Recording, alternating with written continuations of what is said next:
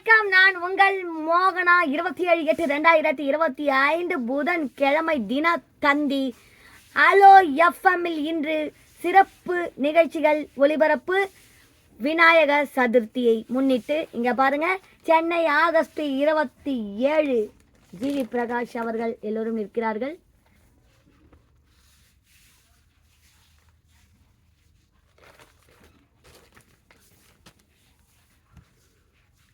ஏன்னா ஜிவி பிரகாஷ் கூட வந்து என்னுடைய கணவர் பிஜிலி ரமேஷ் அவர்கள் வந்து ஒரு படம் பண்ணியிருக்கார். சிகப்பு மஞ்சள் பச்சை படம் வந்து எங்கள் வீட்டுக்கார் பண்ணியிருக்கார். அவர் கூட பிஜிலி ரமேஷ் கேள்விப்பட்டிருப்பீங்க.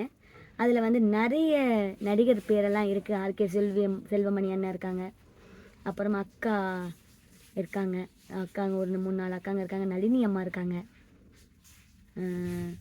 ஷக்கீலா மேடம் நினைக்கிறேன். ஆமாம், ஷக்கீலா மேடம் இல்லை, சாரி பேர் வந்து தெரியவே இல்லைங்க. ரொம்ப குட்டி குட்டியாக இருக்குது பேரெல்லாம். இங்கே பாருங்க,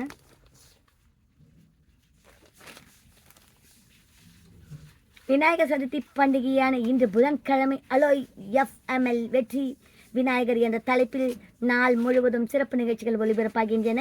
காலை 5 மணிக்கு ஆன்மீக பேச்சாளர் சிந்துஜா அவர்கள் கலந்து கொள்கிறார். காலை 7 மணி நிகழ்ச்சியில் இயக்குனர் ஆர்கே செல்வமணி அவர்கள் பங்கேற்கிறார். காலை 10 மணி நிகழ்ச்சியில் ராப் பாடகர் கே ஃபர் வாசிகி பேசுகிறார். நண்பகல் 12 மணி நிகழ்ச்சியில் நடிகை நளினி அம்மா அவரது திரை அனுபவங்களை பகிர்ந்து கொள்கிறார். மதியம் 2 மணி நிகழ்ச்சியில் இயக்குனர் வர்ஷா, பேர் இதிலே இருக்குங்க, வர்ஷா, நடிகை அஞ்சலி சிவராமன், பாடலாசிரியர் கிருத்திகா நெல்சன் ஆகியோர் கலந்து கொள்கிறார்கள்.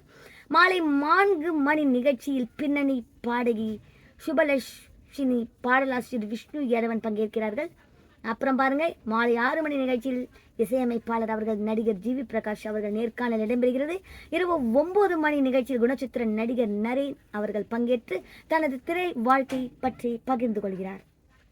அப்புறம் பாருங்க, இதில் அடுத்தது நியூஸையும் நான் போடுறேன் பாருங்க.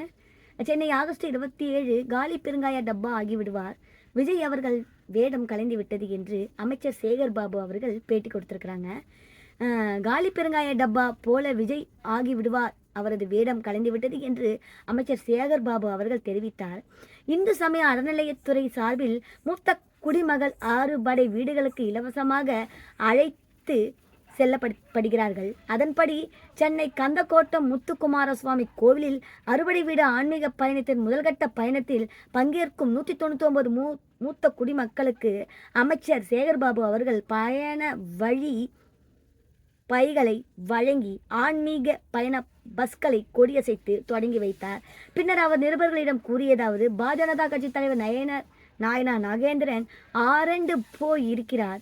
இந்த ஆட்சி ஆன்மீகத்திற்கு எதிரான ஆட்சி என்ற வலையை வீசலாம் என்று நினைத்தவர்களுக்கு வலையை அறுத்து இது ஆன்மீக ஆட்சி என நிரூபித்த பெருமை நமது முதலமைச்சரையே சாரும். நாயனார் நாகேந்திரனின் பயத்திற்கான முடிவு 2022ஆம் ஆண்டு சட்டசபை தேர்தலில் அவர் போட்டியிடும் தொகுதியாக திமுக கைப்பற்றும். திருச்செந்தூரில் எவ்வித லஞ்சமும் இல்லாமல் தரிசனம் செய்கிற சூழ்நிலையை நிச்சயம் துறை மேற்கொள்ளும். ஸ்ரீரங்கம் கோவிலை மத்திய தொல்லியல் துறை கட்டுப்பாட்டில் கொண்டு வர வேண்டும் என துறை வைகோ எம்பி கோரிக்கை விடுத்துள்ளார். ஸ்ரீரங்கம் கோவில் இந்து சமய அறநிலையத்துறையின் கட்டுப்பாட்டில் இருந்தால்தான் அதன் தொன்மையை பாதுகாக்க முடியும் என்பதை துரை வைகோவுக்கு எடுத்து கூற உள்ளேன். விஜய் அவர்கள் 2 மாநாடுகளை நடத்தி முடித்திருக்கிறார். அவரது வேடம் கலைந்து விட்டது. அனைத்து தரப்பினரின் விமர்சனங்களையும் தாங்கி சென்று கொண்டிருக்கிறார். அவர் இன்னும் 2 அல்லது 3 மாநாடுகள் நடத்தினாலே காலி பெருங்காய டப்பா போல் ஆகிவிடுவார். அப்புறம் பாருங்க, விஜய் அவர்களின் சிறுபிள்ளைத்தனமாக பேச்சுக்கு பதில் சொல்லி எங்களது நேரத்தை வீணடிக்க விரும்பவில்லை. 2026 சட்டசபை தேர்தலில் களத்தில் சந்திப்போம். நாங்கள் உறுதியாக 200 தொகுதிகளில் வென்று முதலமைச்சரின் கரத்தில் ஒப்படைப்போம், இவ்வாறு அவர் கூறினார்.